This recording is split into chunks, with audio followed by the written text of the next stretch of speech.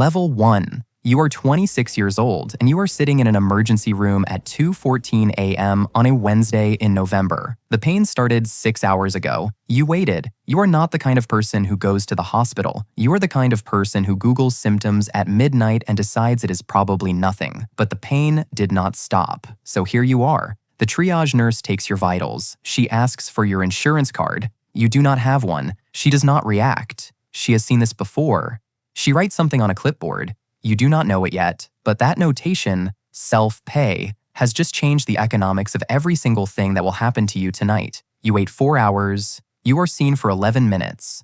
The doctor orders a CT scan. The CT scan costs $6,200. The Tylenol they give you while you wait costs $47 per pill on the itemized bill. The same Tylenol that costs 4 cents at the pharmacy.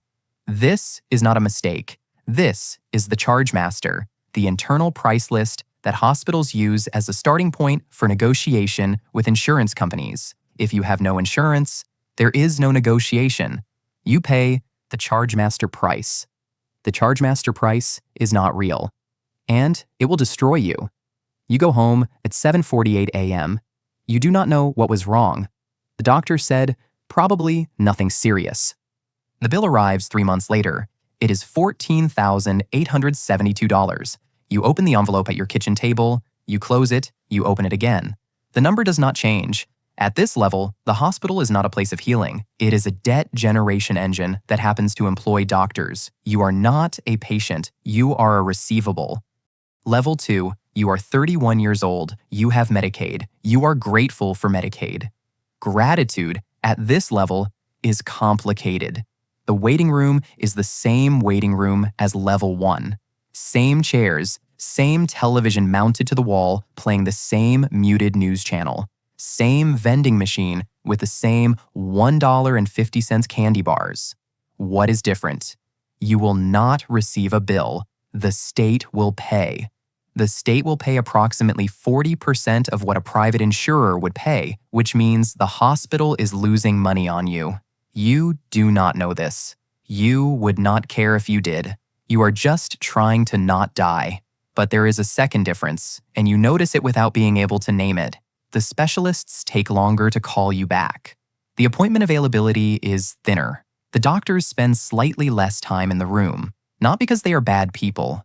Most of them are not. Because the reimbursement rate is terrible and the hospital schedules accordingly. You are not being discriminated against. You are being cued by a system that values you at 40 cents on the dollar. You wait 6 weeks for an MRI that a privately insured patient would get in 4 days.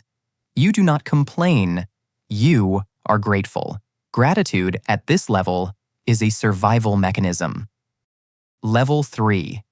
You are 34 years old. You have insurance through your job. It costs you $287 a month, deducted from your paycheck before you ever see it. Your deductible is $7,500. You do not know what a deductible is until the day you need to know. The day comes on a Saturday in February when your daughter falls off a playset and her arm bends in a direction arms are not supposed to bend. You drive to the ER. You hand over your insurance card. The person at the desk types something. You do not think about the deductible. The ER visit is $3,200. The X-ray is $900. The cast is $600. Your insurance covers all of it, which means they apply the negotiated rate, then inform you that you owe $4,700 because you have not met your $7,500 deductible. You have been paying $287 a month for the privilege of paying $4,700 out of pocket. This is what having insurance means at this level. It means you are protected from catastrophe, the $200,000 cancer treatment, the $80,000 surgery, but you are not protected from the $4,700 broken arm. You are, in the insurance industry's language, under-insured. The word is a technical term. The experience is not technical. The experience is sitting at your kitchen table, staring at a bill for $4,700, realizing that you pay $3,444 a year for insurance that did not cover the one thing that has happened to you. Level 4. You are 39 years old. You work at a large company. Your insurance is good. Your deductible is $1,500. Your out-of-pocket maximum is $4,000. Your premiums are $180 a month. The company covers the rest.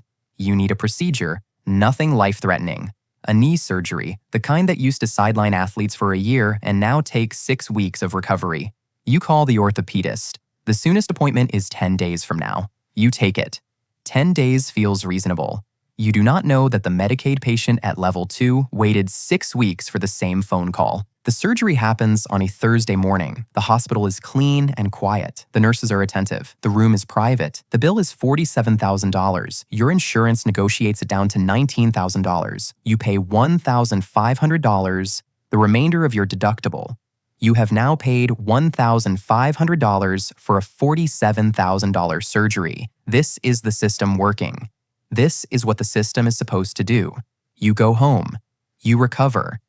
You do not think about the bill again. Here is the thing about this level. You feel like the system is fair. You are, in a sense, correct. You are being treated the way a healthcare system should treat everyone, promptly, competently, at a cost that does not alter the trajectory of your life. The thing you may not notice is that the system feels fair because you are being subsidized. Your employer is paying 70% of your premiums. The insurance company's negotiated rates protect you from the chargemaster. You are inside the circle. The circle is smaller than you think. Level 5. You are 44 years old. You own a business. You buy your own insurance on the private market. It costs you $1,400 a month. The deductible is $500. The network is broad. The card in your wallet is a different color than the one the person at level 3 carries. You walk into the same hospital as everyone else. You are not walking into a different building, but you notice, over the years, that something shifts when they see your card.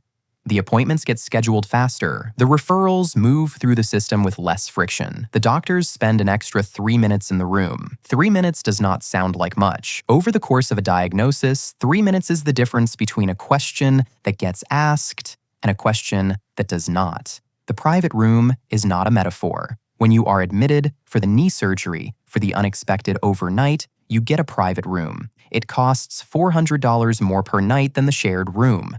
Your insurance covers it. You do not hear your neighbor's morphine pump.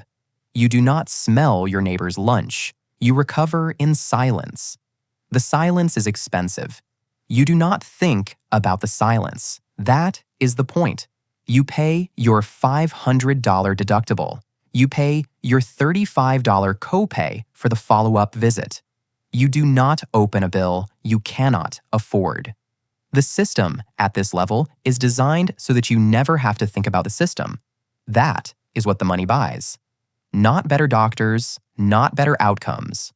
The removal of friction, the absence of fear. Level 6. You are 52 years old. You have a concierge doctor.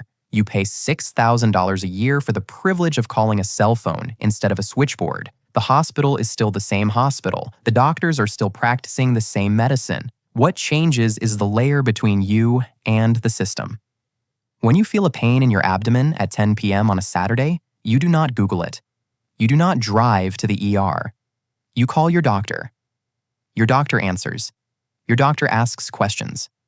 Your doctor tells you whether to go to the ER or whether to wait until Monday. The phone call saves you 4 hours in the waiting room and $3,000 in unnecessary tests. The phone call costs you nothing beyond the annual fee. Over a year, the phone call saves you more than the fee.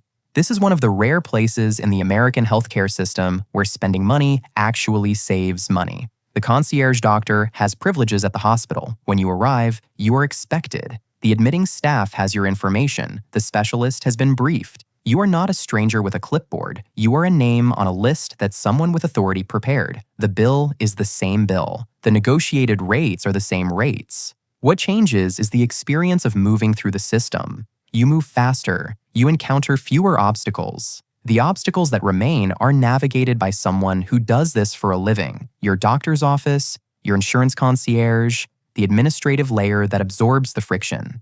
You do not fill out forms. You do not argue with billing departments. You heal.